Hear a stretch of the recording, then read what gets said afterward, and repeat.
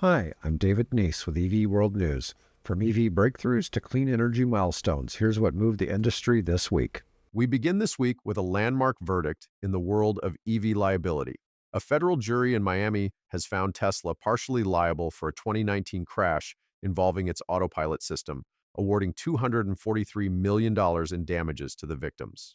The crash occurred in Key Largo, Florida. Although the driver admitted to being distracted, jurors said Autopilot should have disengaged or warned him that it wasn't designed for the road he was on.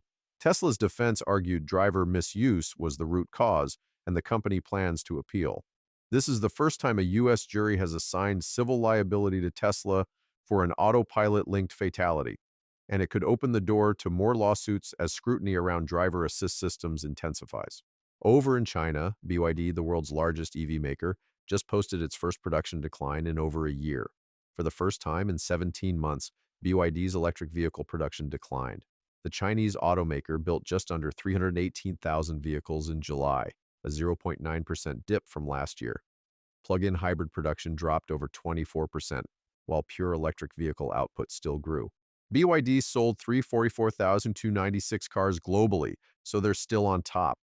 But analysts say the company is now pumping the brakes on expansion. That includes slowing plant launches and reevaluating product rollouts in the face of price wars and softer demand in China. Meanwhile, Tesla's having a rough summer in Europe. Registrations fell in 5 major countries last month, down 86% in Sweden, 62% in the Netherlands, and 27% in France. Even Denmark and Belgium saw sharp drops. Sales did rise in Norway and Spain thanks to favorable local incentives, but this marks the 7th straight month of European declines. Analysts blame rising competition from Chinese brands and growing concern over whether U.S. tax credits will survive beyond September. Next up, a strong result from Kia's upcoming EV4. The company tested its next-gen battery across 68,350 miles of road driving and 6,215 miles on Germany's Nürburgring track, and it still retained 95% of its original capacity. Kia says the battery should maintain 70% or more after 8 years or 100,000 miles. Combined with regenerative braking that can recapture up to 25% of energy, this is a solid proof point for their Gen 4 platform. Back in the US, California's EV push continues. In the second quarter of 2025, Californians bought over 100,000 zero-emission vehicles. That's 21.6% of all new cars sold in the state, an impressive stat, even as federal EV incentives inch closer to expiration on September 30th. California now hosts more than 178,000 public chargers, plus around 700,000 home and workplace ports. In a related update, British firm Protean Electric has brought in-wheel motor tech into the mainstream, starting with the Renault 5 Turbo 3e. Each rear wheel delivers over 200 kilowatts of power. The result? 0 to 62 miles per hour in under 3.5 seconds. This could reshape how automakers package and design EVs, especially performance models. Over in China, 3 major players reported July results. NIO delivered 21,000 vehicles and showed off new sub-brands Firefly and Onvo. Zeekr hit nearly 17,000 and debuted a 900-volt super hybrid with CATL's high-performance FreeVoy battery. Li Auto topped 30,000 units and is launching a new extended-range SUV in August. BMW officially began producing its Gen 6 electric drive units in Austria. These powertrains, heading to the upcoming Neue Klasse vehicles, feature 800-volt architecture, silicon carbide chips, and 10% less weight.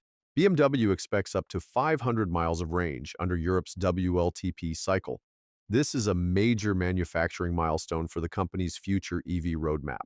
Mercedes-Benz is temporarily pausing shipments of its EQ electric vehicles to the United States. The reason? Rising tariffs and weak BEV demand. The company's U.S. inventories are higher than expected, and EVs made up just 7.7% of its Q2 sales. Meanwhile, Mercedes' net profits dropped 56% year over year. They've announced price cuts of up to 16% starting in 2026 as they reassess their U.S. EV strategy under shifting policy conditions. A virtual power plant initiative is rolling out in California.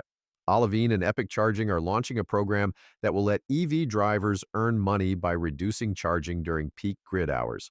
Think of it like Airbnb for electricity, but with your car's charger. It's starting in California. and could scale nationally if results are strong. Tesla has signed a $4.3 billion battery contract with LG Energy Solution, one of the biggest energy storage deals to date. The lithium iron phosphate batteries will be used not in Tesla's vehicles, but in its stationary storage systems like Megapacks and Powerwalls. Production begins in Michigan in 2027 and could extend through 2037. Ford lost $36 million in quarter two, its first quarterly loss since 2023, largely due to $800 million in tariff costs. CEO Jim Farley said the company's BEV division remains deep in the red, but teased a major reveal in mid-August, a Model T moment for low-cost EV production. Stay tuned for that one. Ferrari CEO Benedetto Vigna confirmed the company will unveil its first electric car, or at least its core technology, on October 9th. The full car will be revealed in stages through 2026, with deliveries to begin late next year. The expected price? Over $500,000. Tesla registrations in Spain rose 27% in July, part of a broader EV boom that saw plug-in sales soar 155% year over year. However, Tesla's year-to-date sales are up just 1%, while brands like BYD and MG are gaining fast. Spain's Moves 3 incentives continue to support the market, but infrastructure challenges persist. Wrapping up this week, German automakers are feeling the squeeze. Mercedes-Benz and Porsche both slashed profit forecasts after 15% U.S. tariffs kicked in on EU-built EVs. Porsche is now exploring U.S. final assembly to dodge the tariffs. Meanwhile, price wars in China are dragging down luxury demand across Asia. That's it for this week's EV World Update. I'm David Neese. Don't forget to subscribe and catch our live podcasts every Tuesday, Wednesday, and Thursday with Bill and Mike. See you next time.